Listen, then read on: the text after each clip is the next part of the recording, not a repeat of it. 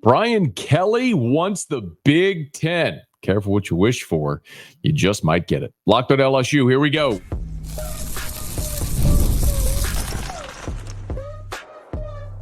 You are Locked On LSU, your daily podcast on the LSU Tigers. Part of the Locked On Podcast Network, your team every day.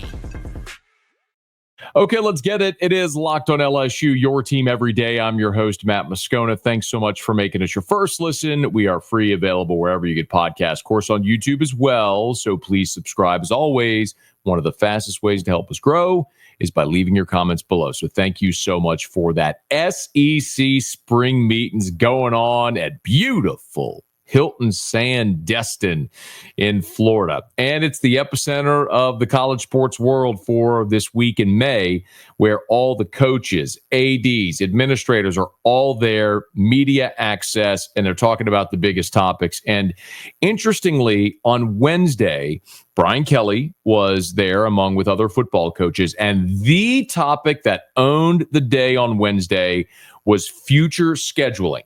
What model will the SEC go to in the new schedule, and how will it be impacted by the college football playoff? We're going to get to that in just a quick second. But the thing that Brian Kelly said that has garnered the most attention so far is the fact that, well, listen. We want to play Big Ten teams. You got to get a partner. Right. You got to get a partner who says we're in for that too. So we've made our voice clear. Our ADs know that as well, that we would like that.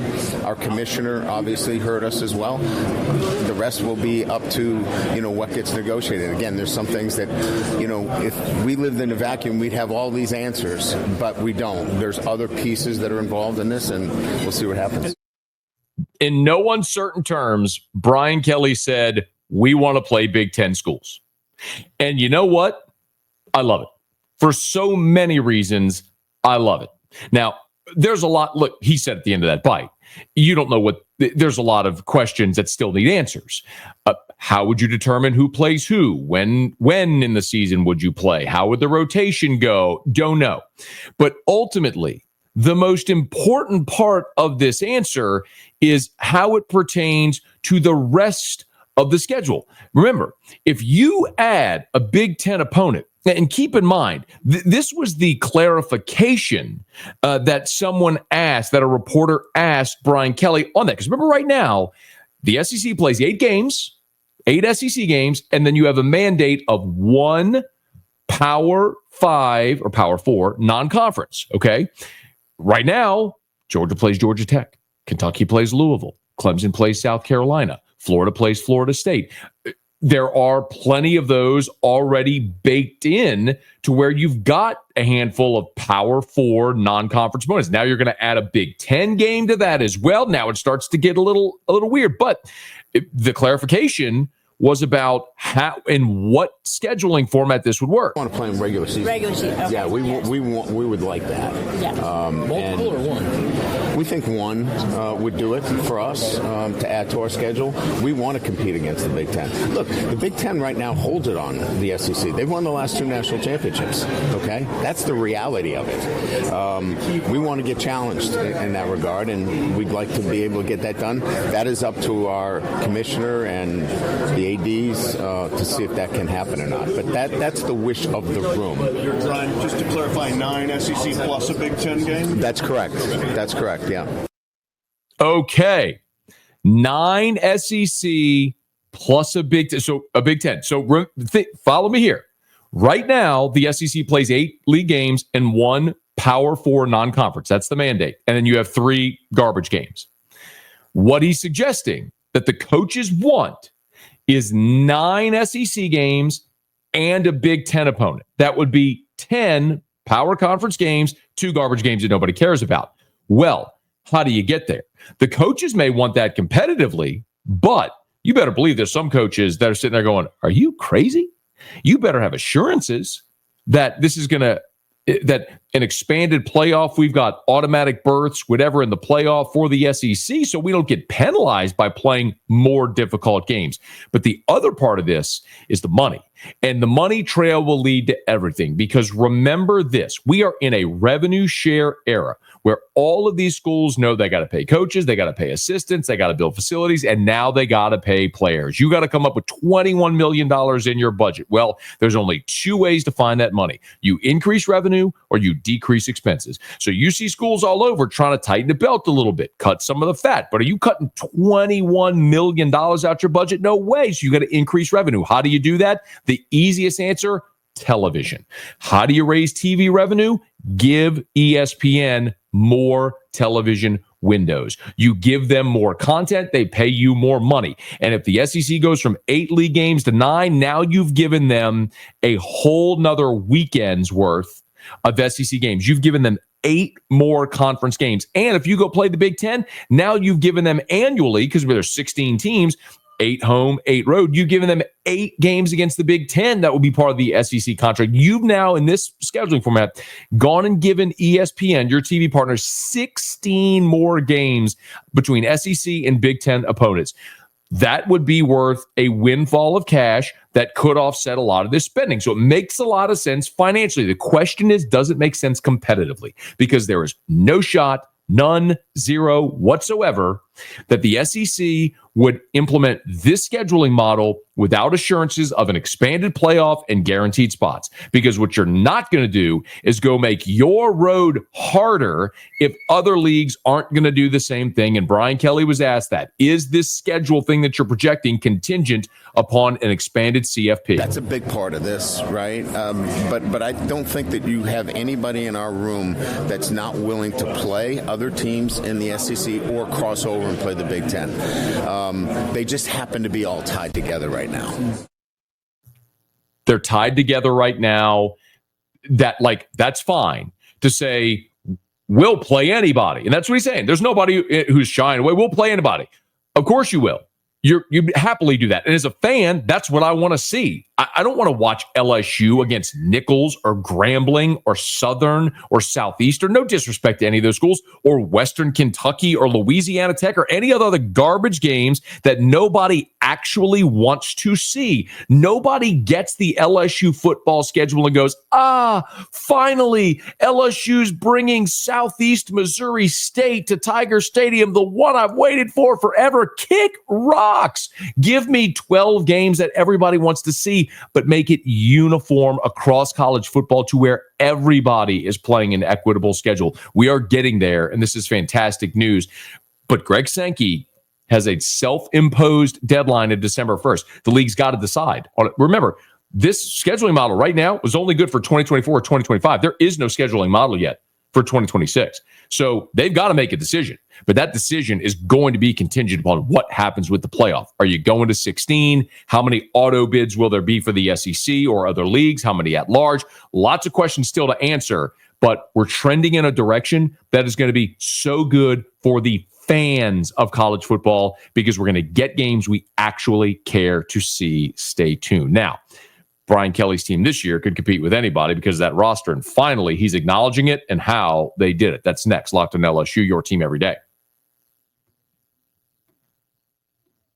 The NBA playoffs are in full swing, and every night delivers highlight-worthy performances, major momentum shifts, and can't-miss moments. Whether it's a game-winning shot or a breakout player, there's never been a better time to get in on the action. FanDuel makes it easy to stay in the game before tip-off and live. With player props, performance trends, same-game parlays, fans have more ways than ever to play smart and to win big. I tell you, I love doing this all the time. I'll look at the pregame line. You'll wait for someone to go on that early run, wait for that line to move, and then jump on it when you have great value. But you find your favorite way to play. Live betting in-game is a ton of fun for me, and you can do it at FanDuel. And if you are new to FanDuel, this is the perfect time to sign up. Head to FanDuel.com, place your first $5 bet, and if it wins, you'll get $200 in bonus bets. Make every moment more with FanDuel, official sports betting partner of the NBA.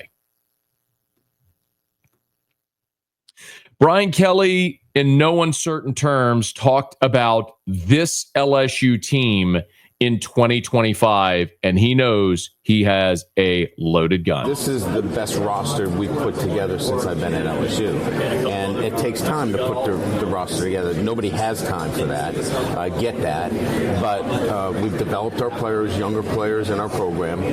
We've taken some licks because of it. And we added some veteran players. So my eye is that this is the best roster we had. Now we got to go prove it. Best roster he's had. He's got to go prove it. I've said it plenty. If you're an everydayer, you've heard me say it. I'm going to say it again right now, and I'm going to say it again a million more times before LSU kicks off in Clemson on August the 30th. This team, minimum, baseline, 10-2. Anything less than 10-2 is a abject failure. So with Vegas, you want to go bet at FanDuel right now, you can. The number's 8.5. If this team can't win 9 games, it ain't going to happen under Brian Kelly. Not with the talent he's got. And you heard him say it there, that this is the most talented roster that he's had. That included a roster with Jaden Daniels and Malik Neighbors and Brian Thomas and an All-American Harold Perkins. Yes, this is the best roster he has had. Now, the discrepancy is how he built it. And you heard him say it takes time, but nobody has time. And the reality is, does it really take time? Because this is a team this year that went and got super aggressive in the transfer portal. They went in Kelly's first year from having nearly 20 portal players to going to 13. Last year it was 9. Now all of a sudden, as we saw them stair-stepping down, boom, 18 portal players this year. 18. Why were they so aggressive? Hey, Brian, why were you so aggressive in the transfer portal? Well, you can't be aggressive in the portal if you don't have the money to be aggressive in the portal. I will say this. The first thing was... What? You can't be aggressive in the portal if you don't have the money to be aggressive in the portal? Is that right? Because I seem to remember Brian Kelly just 1 year ago, right around this time, in that spring portal window, saying this. It hasn't fared very well, quite frankly, because, we're selling something a little bit differently. And that is, we want to recruit, we want to engage, build relationships, we want to develop, retain, and have success. We're not in the market of buying players. And we're not in the market of buying. Just 1 year ago, Brian Kelly, we're not in the market of buying players. Maybe the reason you weren't in the market of buying players 1 year ago is you didn't have the money to buy players a year ago. So, Brian, today, what led to the portal aggression? Well, you can't be aggressive in the portal if you don't have the money to be aggressive in the portal. I will say this. The first thing was culture. We needed to establish within our program standards, habits. We needed to have that foundation before you start bringing in a lot of people from other programs. Then it was a commitment to raising dollars for NIL. I had a $1 million gift to that, and we had 1,600 of our supporters answer that with some kind of donation. So we got great support there. That allowed us then, because of the timing of building a culture and then the support, we could get really aggressive in the portal.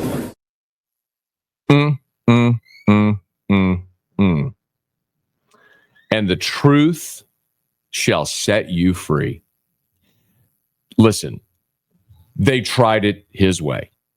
They tried to recruit and develop through the high school ranks and build a roster that way, supplement in the portal. And what happened? Now, listen, I want to be very clear. There are very good players on this team that you recruited and developed out of the high school ranks, to be very clear. Garrett Nussmeier, you recruited and developed now in his 5th year. Your 2 bookend starting tackles this year, what we all expect, Weston Davis, Tyree Adams, were guys you recruited. DJ Chester is back. You recruited him. Trades Green, you recruited out of high school, had a really good freshman year. Caden Durham. I could keep going down the list, going on the defensive side. Jacobian Guillory, Whit Weeks, Ashton Stamps, Harold Perkins, Deshaun Spears. There's a lot of really good players on this team that you signed out of high school, recruited, and developed. But all those guys I just mentioned, every single one of them was on the team a year ago that went 8-4. And the bottom line is your roster was not good enough or deep enough to compete at a championship level. And you had to go get aggressive in the portal. The approach of saying we're going to recruit and develop our high school guys and then supplement, cherry pick here and there with a guy in the portal did not work. It got you 8-4. That's what happened with that approach. We're going to see if this approach works, because maybe the approach isn't go get 18, because I got news for you. All them dudes you just added in the transfer portal, they all gone after this year. All the reinforcements you just added. Nick Anderson, Berrien Brown, Braylon Moore, Josh Thompson, Bernard Gooden, AJ Halsey, Mansour Delane, all these guys you just added out of the portal, they're all gone after 1 year. So you could be right back in that situation. Oh, by the way, you're also going to lose Garrett Nussmeier and Harold Perkins and Whit Weeks to the NFL draft. So you're going to be in a dramatically different spot. So what do you do next year? Do you go back in the portal and add 18 guys again? Or do you take that pile of money and say, we're not going to spread it over 18 guys. We're going to take that pile of money and go buy 9 players, 9 really impactful guys. Stands to reason what they did this year was go and got 18 really impactful guys that are all going to play and have an impact on this team, because you had to. You had to supplement and you had to get depth on this team. Starters and depth. And all them dudes, they're all going to play.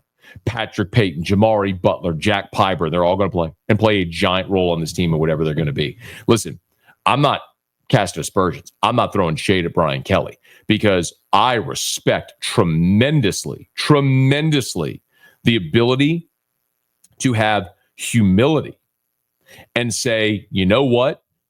We thought it was going to go this way, but we've realized as we've walked down this path, we probably need to shift.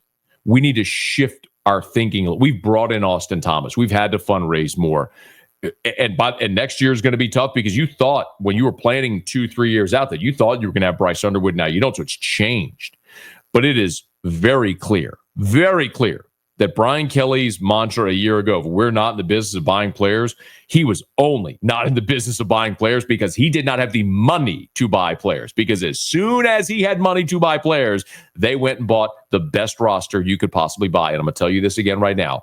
LSU in 2025 is in the same spot that Ohio State in 2024 was in, that Ole Miss in 2024 was in. They went in the portal, went ham, bought the best roster you could buy. And remember, Ole Miss lost 3 games. Ohio State lost 2 games. People forget Ohio State lost to Michigan.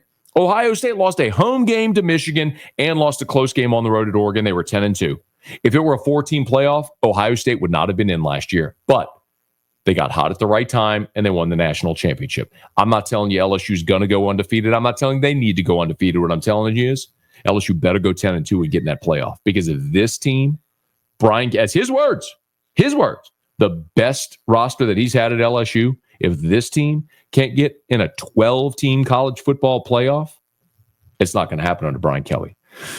But I have a sneaking suspicion that it will. And I'll be here every single day counting you down to it and through it. Man, I'm excited to talk a little college football and glad to have you hanging out for the ride. Hey, if you want any more of it, I tell you every day, thanks for making us your first listen. Now for your second listen, go check out the Portal Show. Brian Smith's got the latest rumors, portal entries, and signings. Be the most informed fan on the rapid change of college football landscape. Find The Portal on YouTube or wherever you find podcasts. If you are listening to us on podcast, thank you so much. Please subscribe on your favorite podcast app. Rate us, leave a review. If you're on YouTube, smash that like button, subscribe to the channel, hit the bell so you're notified whenever we post a new video, and let a friend know if they love the Tigers. We got you here every single day for Locked On LSU, your team every day.